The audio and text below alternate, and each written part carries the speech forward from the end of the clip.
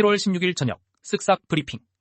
삼성전자와 SK하이닉스 등 반도체주의 급락으로 코스피가 7천선 아래로 추락하며 양대 시장의 매도 사이드카가 발동했습니다. 미국 차량 공유업체 우버가 독일 딜리버리 히어로를 22조 원에 인수하기로 합의하면서 배달의 민족을 품게 되었습니다. 이재명 대통령은 기초연금의 하후 상박식 개편과 농어촌 기본소득의 안정적 재원 마련을 지시하며 민생 행보를 강화했습니다. 파산 위기에 처했던 홈플러스는 메리츠 금융으로부터 2천억 원 규모의 긴급 운영자금 지원을 최종 승인받아 회생의 발판을 마련했습니다. 트럼프, 이란 무력 옵션 검토. 도널드 트럼프 미국 대통령이 이란과의 협상 교착 상태를 타개하기 위해 지상군 투입과 지하 핵시설 폭격 등 강력한 군사작전을 검토 중인 것으로 알려졌습니다. 백악관 회의에서는 원유 수출 거점 점령 등 다양한 무력 옵션이 논의되었으나 최종 결정은 보류되었습니다. 양국의 무력 충돌이 닷새째 이어지는 가운데 긴장감이 최고조에 달하고 있습니다. 장윤기 사건 관련 경찰 쇄신안. 경찰이 장윤기 사건으로 불거진 부실 수사와 내부 비리 의혹에 대응해 대대적인 쇄신안을 발표했습니다. 윤호중 행정안전부 장관은 지역연고 유착을 차단하기 위한 순환인사제를 도입하고 국가수사본부 직속 내부비리 수사대를 신설하겠다고 밝혔습니다. 또한 국가경찰위원회 산하에 100명 규모의 민간 외부감찰기구를 설치해 민주적 통제를 강화할 방침입니다.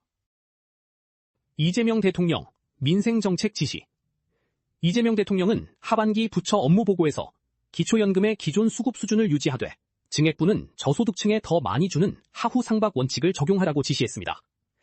또한 농어촌 기본소득의 지속가능성을 위해 안정적인 재원을 마련하고 고속도로 휴게소 서비스 정상화 계획을 수립할 것을 주문했습니다. 아울러 반려동물 진료비에 대한 공적 책임을 검토하고 동물복지진흥원 설립을 신속히 추진하라고 당부했습니다. 단일 종목 레버리지 규제 강화. 정부가 국내 증시 변동성을 키우는 주범으로 지목된 단일 종목 레버리지 ETF의 신규 상장을 잠정 중단하고 광고를 금지하기로 했습니다. 또한 투자자 보호를 위해 기본 예탁금을 기존 1,000만 원에서 현금 3,000만 원으로 상향하고 사전 교육 시간도 늘리기로 했습니다. 매매 수량 단위 역시 현행 1좌에서 20좌로 확대하는 등 진입 장벽을 대폭 높일 예정입니다. 한화에어로 무인 차량 사업자 선정. 방위사업청이 다목적 무인 차량 국내 구매 사업 대상 기종으로 한화에어로스페이스의 아리온 스맷을 최종 선정했습니다.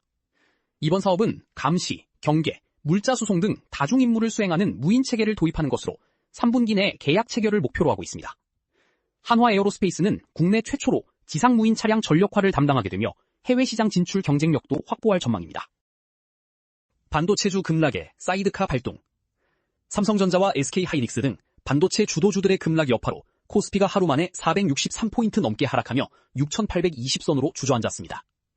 외국인과 기관의 대규모 동반 매도세, 양대 시장 모두에서 매도 방향 사이드카가 발동되며 투자 심리가 얼어붙었습니다.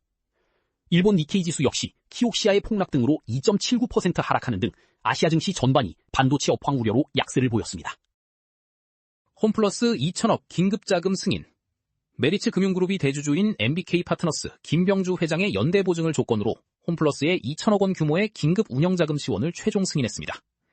이로써 파산 위기에 처했던 홈플러스는 회생 절차 재개의 발판을 마련하고 법원에 즉시 항고를 제기할 예정입니다. 다만 중소협력업체들은 여전히 미정산 대금 회수에 대한 불안감을 호소하고 있어 실질적인 대책 마련이 요구됩니다. 우버 22조 원의 배민 인수. 미국 차량 공유업체 우버가 독일의 음식 배달업체 딜리버리 히어로를 약 22조 원에 인수하기로 합의했습니다. 이번 빅딜을 통해 우버는 딜리버리 히어로가 소유하고 있던 국내 최대 배달 플랫폼인 배달의 민족을 품게 됐습니다. 다만 반독점 규제 리스크를 피하기 위해 우버와 사업 영역이 겹치는 유럽 등 일부 시장의 사업은 매각하기로 결정했습니다. TSMC 2분기 어닝 서프라이즈. 대만 TSMC가 AI 반도체 수요 폭발에 힘입어 전년 동기 대비 77.4% 급증한 2분기 순이익을 기록하며 시장 예상을 뛰어넘었습니다. 7나노 이하의 첨단 공정이 실적 성장을 견인한 것으로 분석됩니다.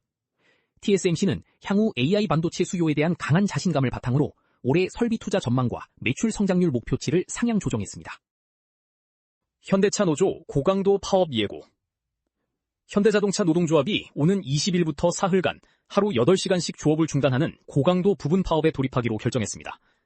노조는 사측이 전향적인 안을 제시하지 않고 있다며 압박 수위를 높이기 위해 파업 강도를 이전보다 2배 높였다고 밝혔습니다. 사측은 파업 중단을 강력히 촉구하며 미래 모빌리티 전환을 위해 노사가 협력해야 한다고 강조했습니다. 산업 전반의 AI 전환 가속화. 위세 하이텍이 에너지 인프라 분야의 AI 전환 시장 공략에 나섰으며 KT는 팔란티어와 함께 현장형 AI 인재 육성을 위한 해커톤을 개최했습니다. 네이버 커넥트 재단은 고등학생 대상 로봇 대회를 준비 중이며 개인정보보호위원회는 공익 목적의 AI 개발을 위해 가명 처리를 거치지 않은 원본 정보 활용을 허용하기로 했습니다. 이외에도 다양한 기업들이 의료, 건설, 국방 등 다양한 산업군에서 AI 기술 도입과 협력을 가속화하고 있습니다. 갤럭시 신형 폴더블 폰 실물 공개. 삼성전자가 영화 스파이더맨 브랜드 뉴 데이와 협업한 티저 영상을 통해 갤럭시 Z 폴드 8과 Z 플립 8의 실물을 처음으로 공개했습니다. 영상에서는 와이드형 디자인을 적용한 폴드 8의 실루엣과 내구성을 대폭 강화한 플립 8의 모습이 눈길을 끌었습니다. 삼성전자는 오는 22일 영국 런던에서 개최되는 갤럭시 언팩을 통해 신제품들을 공식 발표할 예정입니다. 기내식 20번 주문 유튜버 사과. 구독자 78만 명을 보유한 먹방 유튜버 윤호가 비행기 1등석에서 기내식과 간식을 20차례 주문하는 영상을 올렸다가 논란이 일자 사과했습니다. 누리꾼들은 반복적인 호출이 승무원과 다른 승객들에게 민폐를 끼쳤다고 지적했습니다. 윤호는 자극적인 연출로 불편을 드려 죄송하다며 해당 영상을 비공개로 전환하고 고개를 숙였습니다. 폐점 펫숍 방치견 극적 구조. 지난달 폐점한 홈플러스 인천 연수점 내 펫숍에 한 달 동안 물도 없이 방치되어 있던 강아지 7마리가 극적으로 구조됐습니다. 온라인 커뮤니티를 통해 열악한 환경이 알려지며 공분을 사자 동물보호단체 도그어스 플래닛이 업주로부터 소유권을 포기받아 구조를 진행했습니다. 홈플러스 측은 경영 효율화를 위해 해당 점포를 폐점했던 것으로 알려졌습니다. 체액 테러 피해 여교사의 호소. 제주 서귀포시의 한 초등학교 여교사가 고등학생으로부터 텀블러 체액 테러와 의자 방뇨 피해를 입었다고 호소했습니다. 경찰은 가해 학생을 재물손괴와 건조물 침입 혐의로 입건했으나 신체 접촉이 없었다는 이유로 성범죄 혐의 적용이 어렵다는 입장을 보였습니다.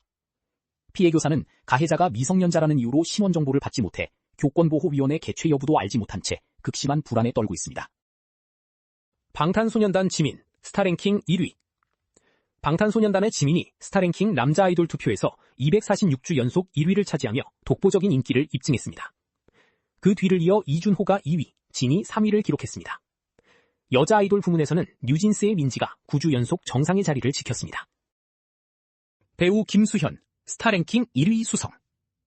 배우 김수현이 스타랭킹, 스타배우 남자랭킹 투표에서 1위를 차지하며 굳건한 인기를 과시했습니다. 최근 허위 의혹 논란으로 곤욕을 치렀으나 경찰 조사 결과 조작된 의혹임이 밝혀지며 억울함을 벗었습니다. 현재 김수현은 해외 브랜드 광고 촬영을 진행하는 등 활발하게 활동을 재개했습니다. 더 많은 정보는 쓱싹 뉴스 앱에서 확인해주세요.